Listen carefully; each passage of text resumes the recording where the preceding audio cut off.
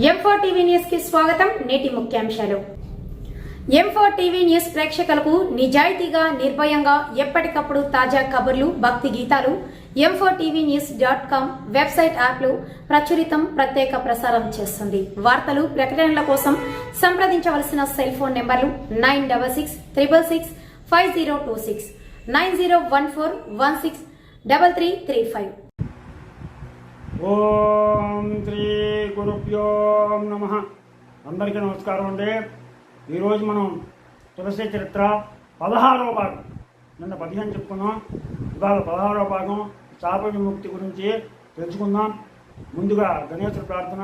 శుక్లాంబరధరం విష్ణుం శశివర్ణం చతుర్భుజం ప్రసన్నవదనం ధ్యాయే సర్వవిఘ్నోపశాంతయే. గురు బ్రహ్మ గురుర్విష్ణు గురుర్దేవో మహేశ్వరః గురు సాక్షాత్ పరబ్రహ్మ తస్మై శ్రీ గురవే నమః. ఓం నమో భగవతే వాసుదేవాయ. ఓం నమో నారాయణాయ. ఓం నమో విష్ణవే నమః. ఓం నమః శివాయ. ఓం నమః శివాయ. ఓం ఐం హ్రీం శ్రీం శ్రీ మాత్రే నమః. ఓం ఐం హ్రీం శ్రీం శ్రీ మాత్రే నమః. తులసి చరిత్ర 16వ భాగం. ఈరోజు తులసి చరిత్ర 16వ భాగం తెలుసుకున్నాం. శాప విముక్తి. ఈసారి శంఖచూడుడు యుద్ధక్షేత్రంలో కవచం లేకుండా శివుని వద్దకు వచ్చాడు. శివుడు ప్రకాశిస్తున్న త్రిశూలం పైకెత్తాడు. త్రిశూలం పేరు విజయుడు. అది గ్రీష్మ ఋతువుల్లో 100 సూర్యులు ప్రకాశిస్తున్నట్లు ఉంది. దాని ముందు భాగంలో నారాయణుడు, మధ్యలో బ్రహ్మ, కింద భాగంలో శివుడు అధిష్ఠించి ఉన్నారు.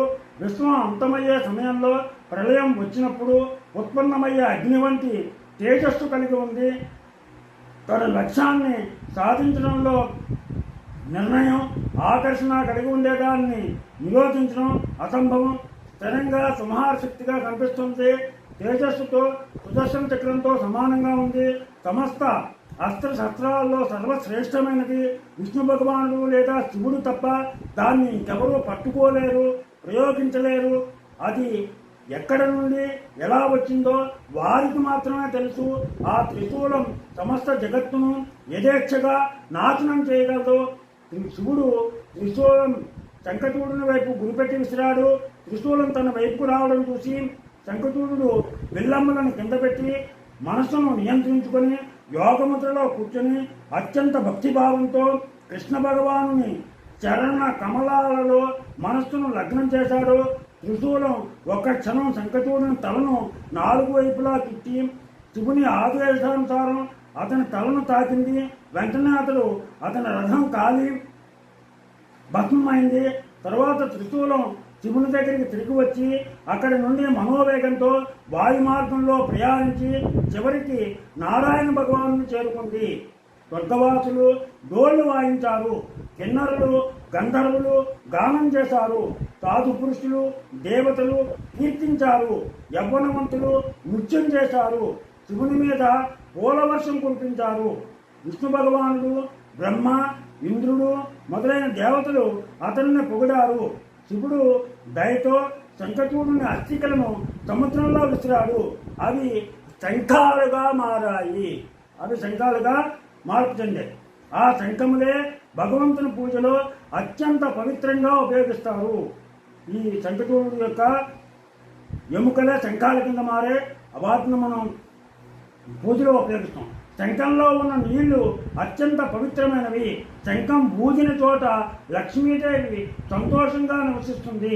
శంఖం ఉపయోగించి భగవంతునికి అభిషేకం చేసిన వారికి పవిత్ర నదులన్నింటిలో స్నానం చేసిన పుణ్యం లభిస్తుంది. శంఖం ఉంచిన చోట లక్ష్మీనారాయణులు ఇద్దరూ నివసిస్తారు. అమంగళ వస్తువులన్నీ ఆ ప్రదేశం వదిలి వెళ్ళిపోతాయి. తరువాత శివుడు తన వాహనమైన వృషభం ఎక్కి సమస్త పరివారంతో కలిసి తన లోకానికి వెళ్ళిపోయాడు. శివుడు శంఖచూడునికి శాప విముక్తిని కలిగించాడు. ఈ విధంగా అతను తిరిగి గోపబాలుడిగా నిజరూపాన్ని పొందారు. ఆకాశం నుంచి ఒక దివ్య రథం వచ్చింది. శంఖచూడుడు గోలోక బృందావనానికి తిరిగి వెళ్ళిపోయారు. అక్కడ సుధాముడు శ్రీమతి రాధారాణిని శ్రీకృష్ణుని చూసి వారి చరణ కమలాలను ప్రేమతో భక్తిపూర్వకంగా స్పృశించాడు. ఆ దివ్య దంపతుల హృదయం అతని పట్ల ప్రేమతో నిండింది. నారాయణుడు తులసికి ఇలా వివరించాడు: అందరినీ పవిత్రం చేసి పాపాల నుండి విముక్తి కలిగించే తులసి వృక్షం గోలోకంలో విరజానది ఒడ్డున రాస నృత్యం జరిగే స్థలంలోనూ బృందావనం, బాందీరం, చంపక మరియు చందనపు అడవులలోనూ మాధవి, కేతకి, కుంద, మల్లిక, మాలతి వనాలలో జన్మిస్తుంది. పవిత్రమైన నదులన్నీ తులసి వృక్షమునకు అభిముఖంగా ఉండి అక్కడే నివసిస్తాయి. సమస్త దేవతలు అక్కడ కింద పడుతున్న తులసి పత్రాల కోసం ఎదురు చూస్తూ ఉంటారు. ఒక తులసి పత్రం సమర్పించినంత మాత్రంచే విష్ణు భగవానుడు ఎంతగానో ప్రసన్నం అవుతాడు. జలం నిండిన వేల కొలది పాత్రలు సమర్పించినా అంత ప్రసన్నం కాదు.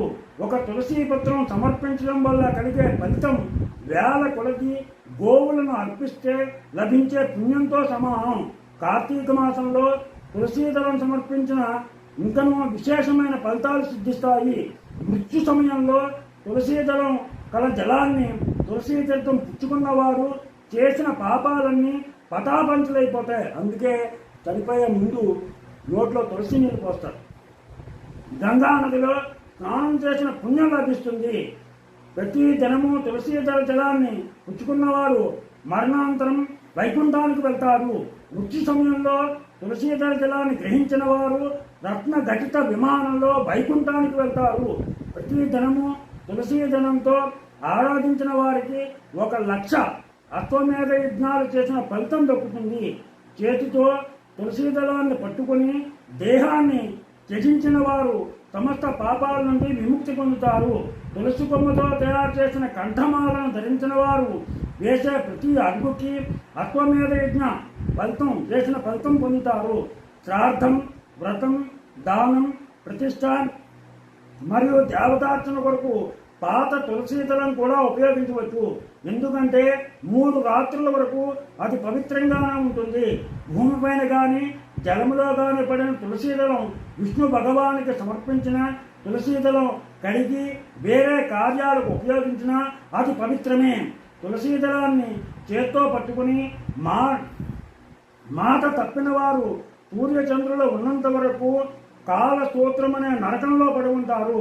తులసీదళం ఎదురుగా తప్పుడు సాక్ష్యం చెప్పిన వారు 14 మంది ఇంద్రులు జీవితకాలానికి సమానమైన కాలం వరకు కుంభీపాక నరకంలో పడి ఉంటారు.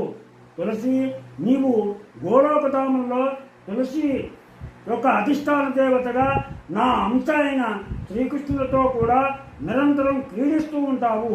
నీ దేహం నుండి ఉత్పన్నమై భూలోకంలో పరమ పవిత్రమైనదిగా ఉండి నా అంశమైన క్షీర సముద్రానికి భార్యవు అవుతావు. నీవు స్వయంగా మహాసాధ్వివి. తులసి రూపంలో వైకుంఠంలో నాకు సన్నిహితంగా నివసిస్తావు. అక్కడ నీవు లక్ష్మి మాదిరిగా గౌరవింపబడతావు. గోలోక రాసలీలలో కూడా నీవు పాల్గొంటావు. ఇందులో ఎటువంటి సందేహం లేదు అని చెప్పేసిన శ్రీమన్నారాయణుడు ఆ తులసీదేవికి చెప్పాడు. ఇక్కడితోటి 16వ భాగం పూర్తయింది. రేపు 17వ భాగం గురించి తెలుసుకుందాం. తులసి చరిత్ర 17వ భాగం. మీకు నా ఛానల్ కనుక నచ్చినట్లయితే సబ్స్క్రైబ్ చేయండి, అలాగే లైక్ చేయమని కోరుతూ మీ రాబాన్